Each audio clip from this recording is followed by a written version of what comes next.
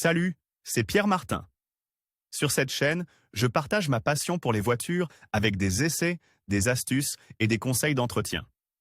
Revenons donc au sujet de la vidéo. Il peut arriver que vous montiez dans votre voiture et que vous ayez la mauvaise surprise de ne pas pouvoir la démarrer. Lorsque le démarreur ne démarrait pas, il est facile de mettre le problème sur le compte de la batterie, qui n'est plus en mesure de fournir suffisamment d'énergie. Dans ce cas, vous pouvez suivre ces quelques conseils simples. Ce qu'il ne faut pas faire lorsque la batterie de la voiture est déchargée. Il existe de nombreuses situations dans lesquelles la batterie peut soudainement s'arrêter de fonctionner sans avertissement.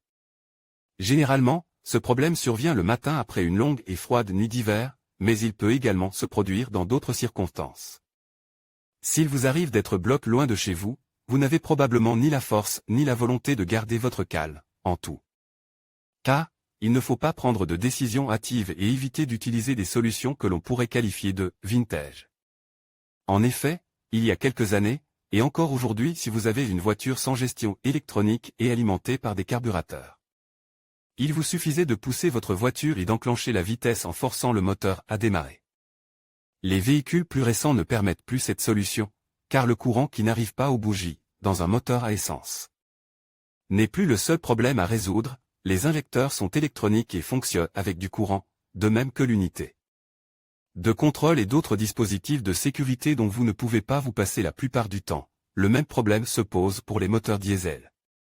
En pratique, il vous suffit d'abandonner temporairement votre véhicule pour obtenir une nouvelle batterie, ou de chercher un ami qui dispose des câbles appropriés et d'une voiture pour démarrer votre véhicule. Enfin, vous pouvez décider d'appeler une dépanneuse pour ramener votre véhicule en ville. En conclusion, ne lancez jamais votre voiture en bas d'une colline dans l'espoir qu'elle redémarre. Même si cela se produit, vous risquez de conduire avec une direction assistée bloquée, des freins assist qui fonctionnent mal et d'autres problèmes qui pourraient même vous exposer à un accident grave, à moins que vous ne connaissiez votre véhicule et son fonctionnement en détail. Que faire lorsque la batterie de la voiture est déchargée? Lorsque vous vous trouvez dans la situation difficile de ne pas pouvoir démarrer le moteur de votre voiture à cause d'une batterie déchargée, il vous suffit d'opter pour l'une des solutions suivantes: remplacer la batterie déchargée par une nouvelle, démonter la batterie et la recharger. Effectuer une recharge d'urgence à l'aide d'une batterie montée dans un autre véhicule. Remplacement de la batterie. Dans ce cas, il suffit de garer la voiture dans un endroit sûr pour la conduite et de se rendre dans un magasin de pièces détachées. Pour acheter une nouvelle batterie, pour ne pas se tromper, il faut s'assurer des dimensions de la batterie en mesurant sa hauteur, sa largeur et sa profondeur. Si vous ne disposez pas d'un mètre ruban, il est préférable de prendre une référence en utilisant, par exemple, un morceau de bois, et en le marquant avec un stylo, ou en faisant une petite rayure avec l'ongle près des points qui déterminent les mesures. Il suffit ensuite de lire les caractéristiques de la batterie, dont les plus importantes sont les ampères-heure, AH, c'est-à-dire la quantité de courant que la batterie est capable de fournir dans l'unité de temps, et les ampères de démarrage, qui indiquent le courant de pointe que la batterie peut fournir dans les moments les plus difficiles.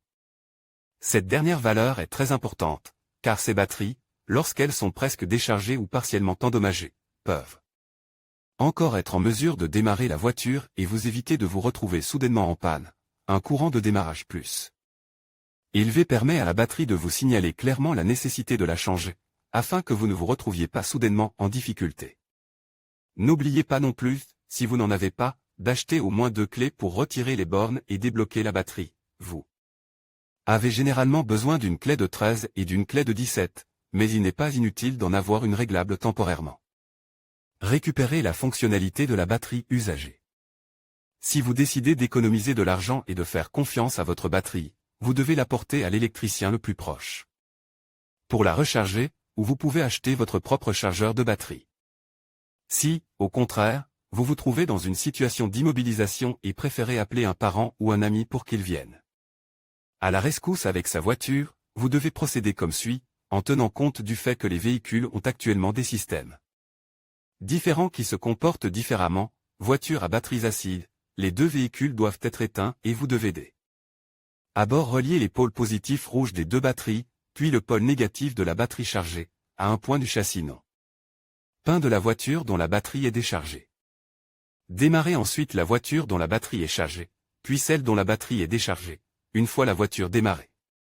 Débranchez les câbles dans l'ordre inverse. Débranchez d'abord le câble noir, pôle négatif, voiture avec batterie AGM ou EFB. Borne positive de l'IBS et système start-tendant. Stop, ces véhicules sont un peu plus complexes, car ils sont équipés d'un capteur de batterie intelligent, un dispositif électronique qui surveille en permanence l'état de charge. Dans ce cas, il est essentiel que vous preniez soin de connecter les câbles en aval du capteur, en accordant une attention particulière au pôle positif et au pôle négatif de la charge. Ces details sont généralement indiqués dans le manuel d'utilisation de votre voiture. Publié dans Guide pratique.